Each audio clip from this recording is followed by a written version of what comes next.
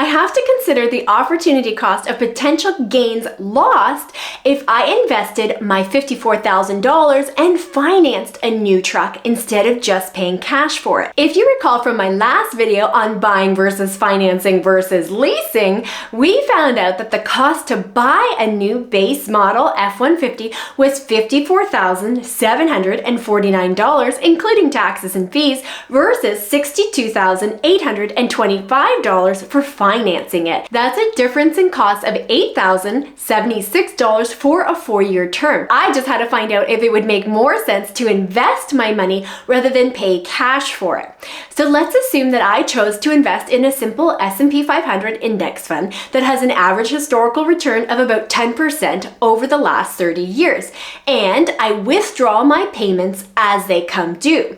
And if you recall, my truck payment would have been $605 bi-weekly. And since we can't actually predict market fluctuations, we're gonna just assume that the returns are on a straight line and we get 10% every year consistently. Instead of saying like in the first year it was 8% and then second year was 12%, third year 11, and fourth 9. So since we're going to use consistent returns of 10% over the term, we need to divide that 10%, the annual return, by 26 weeks because we have a bi-weekly truck payment, and that works out to 0.38% of returns every 2 weeks. So if we invested that $54,749 on the day we picked up the pickup truck instead of paying cash for it, and our first payment wasn't due for the first 2 weeks, that would mean that we would earn 0.38% rounded on that $54,000, which is $210.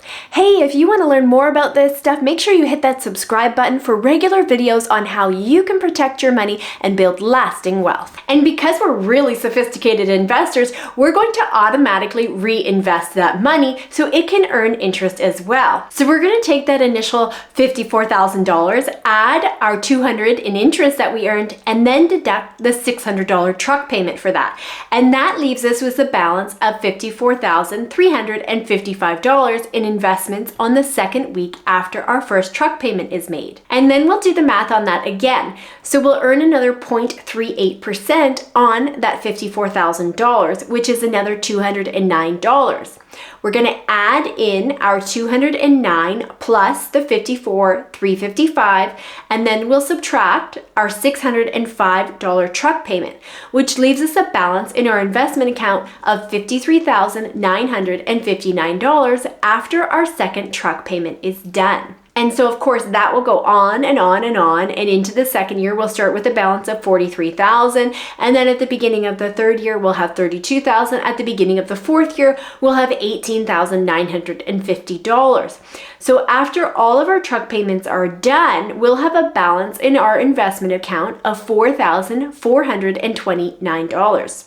So if the total cost of financing was the $8,076, but we earned $4,429, the actual difference or cash out of pocket would only be $3,647. Now that's not bad for 4 years of financing, but here's the catch. That's only if we have straight line returns, 10% year after year after year. But if the first 2 years we had higher returns like 11 and 12%, and the last 2 years we had only 8 and 9%, you would have slightly higher returns. But the flip side of that is also true. If in the first 2 years you had 8 and 9%, and then in the last 2 years you earned 11 and 12%, you would have slightly lower returns. And then wait, what if life throws another curveball and the stock market takes a dip, even just 10%? Now you're out way more money, the initial $8,076 for financing, plus whatever you lost on your $54,000 initial investment.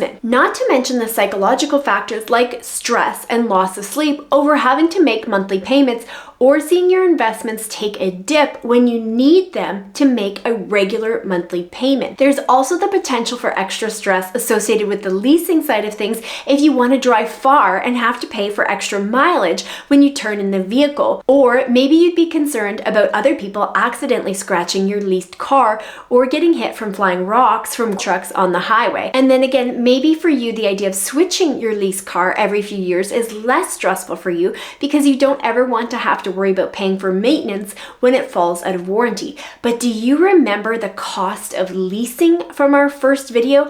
that would be a lot of maintenance. There are a lot of variables that we can consider, but one variable is for certain. If I chose to finance or lease my new truck instead of paying for it in cash, I'd still have the truck payment. But let's be realistic here. How many people have $55,000 sitting around waiting to buy a new truck?